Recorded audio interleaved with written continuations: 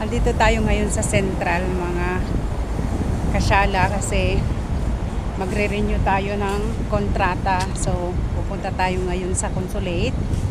And, bari late na ako.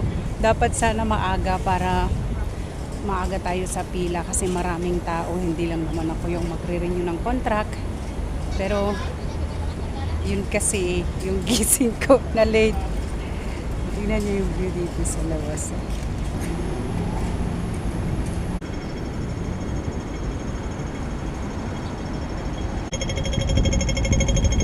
Tawid tayo. Diyan tayo dadaan sa building na yan.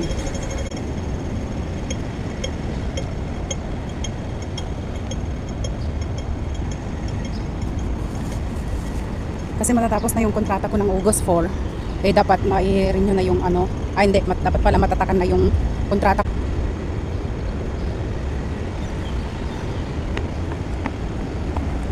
Sa baba. Ground floor. Sa may Hensi.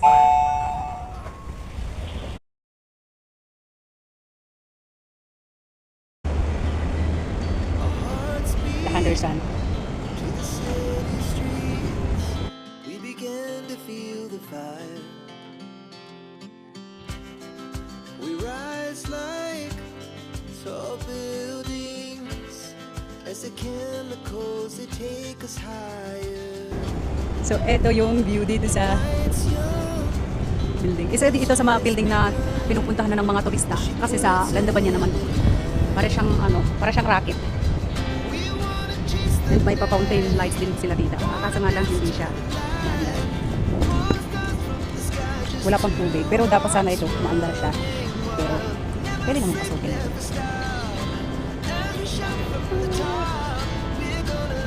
Walang tubig.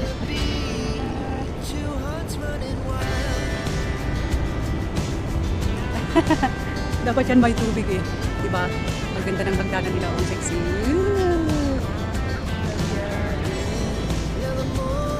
And sa gabi maganda dito yung lighting nila. Kasi itong kahoy na to, may 3D ito eh. Ito, may video siya, may 3D. Tapos yung atake niya is parang mga mga Disney princess, mga gano'n. Seven Dwarfs. Sa gabi. Ang kaso nga lang, hindi ka na kasi ako nagpapagabi dito kasi nga dun sa amin. Nakakatakot na pagka gabi ka nang umuwi dun sa amin. Bundok kasi ay tara. Pwede atang akyatin ito eh.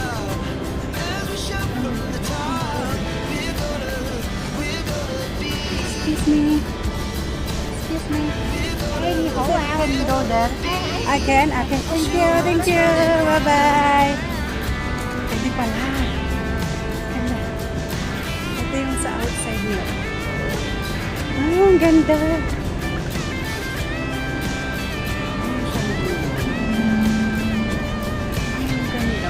Pero mga plastic lang itong mga flower nila dito. Pero dun sa baba, dun sa garden, ito. Mga fresh na ano yan. Halaman.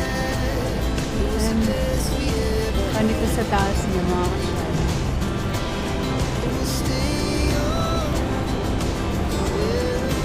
Ang ganda. Sa may lobby nila.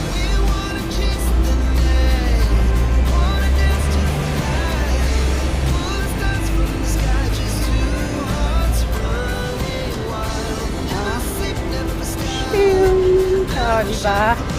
Uy, nakakalula. Para kang tatangayin din sa sa loob. Ipo-ipo. Ang ganda.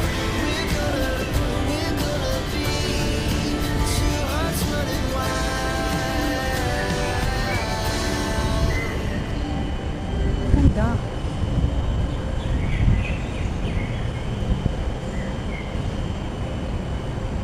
Pwedeng akyatin nito sa taas.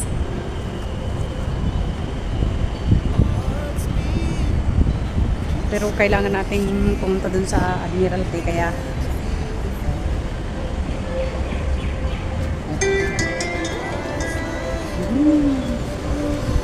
Ay, real pala na to, hindi siya plastic.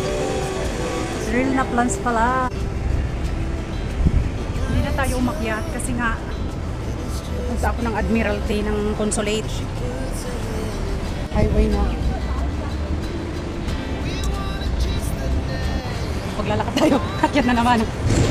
Dito mga kasala. Ayos lang maglakad-lakad pagka tawag dito. Pagka day off. Kasi nga malilim naman. Hindi ka maarawan.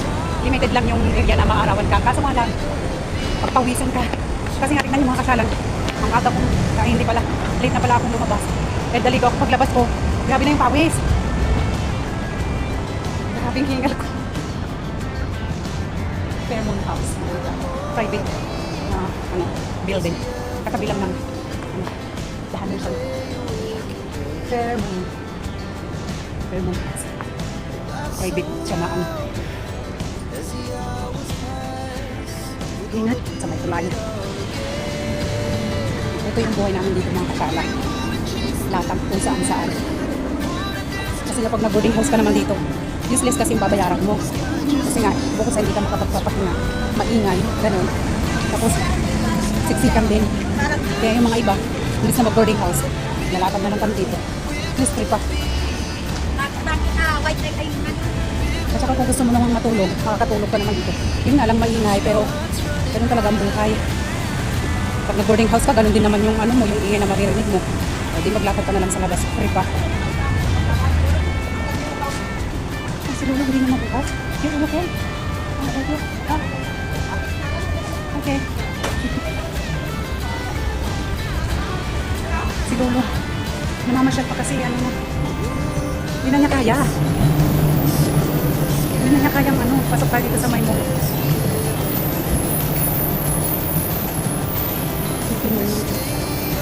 Hindi na niya kayang maglakad. Nag-ano pa siya. Masyal pa siya. Pasyal pa. Rasawan. Shop itong mga to dito sa loob. Shop ang kasi man ba? Late nagbubukas ang mga shop. Kaya, sarado kasi sila.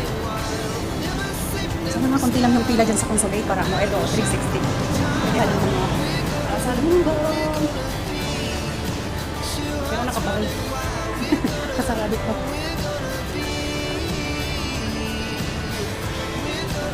Kung talaga mga kakala. Lakad-lakad ang kalaban. Kahit malayo yung pupuntahan mo. Lalakad ka. Hindi ka pwedeng sumakay. Pag sumakay ka $5 no.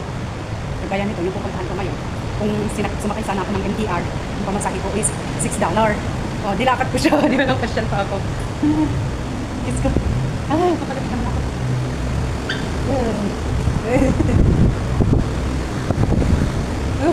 Ang lamig.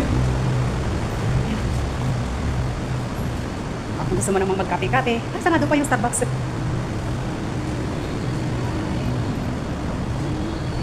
Kung gusto mong mag-aura-aura dyan, punta ka na sa may Starbucks at mag-picture-picture ka dyan. Instagram!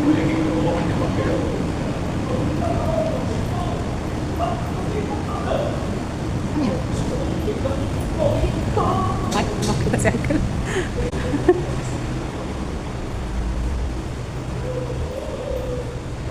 Marami ding mga dito mga kasyala. Alam niyo ba marami ding mga homeless dito. Pero ang mga kasi nila dito, may mga sila, may mga sabot sa buhay yung mga yan. Mga namamalimos, ang dami dito grabe. Sabi ko nga, hindi ako nagbibigay kasi nga alam kong mas marami pa silang pera kaysa sa akin.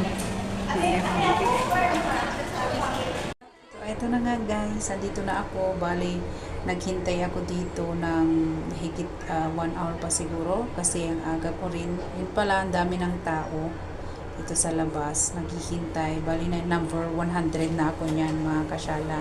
And dito sa part naman na to is palabas na ako ng Consulate kasi doon sa loob is bawal pala mag-video. And sinita kasi ako nung nagbabantay doon kasi sabi niya delete ko daw yung video. So nung una sinabi ko bakit ko naman i-delete mukha ko lang naman yung video ko, hindi naman yung mga staff o kung saan-saan. And ang sabi nung nagbabantay, hindi daw talaga pwede. So ako naman, syempre masunurin kasi nga hindi ko naman doon lugar or syempre kailangan nating sundin yung rules kung ano yung rules na meron sila, diba? Yun lang. Bukod nga pala sa line dito sa baba, meron pa kaming line na susundin din dun sa taas. So, bali, alas 9 kaming umakyat and then 11 na kaming nakauwi. 11 na natapos mga kasyala kasi nga ang daming tao talaga.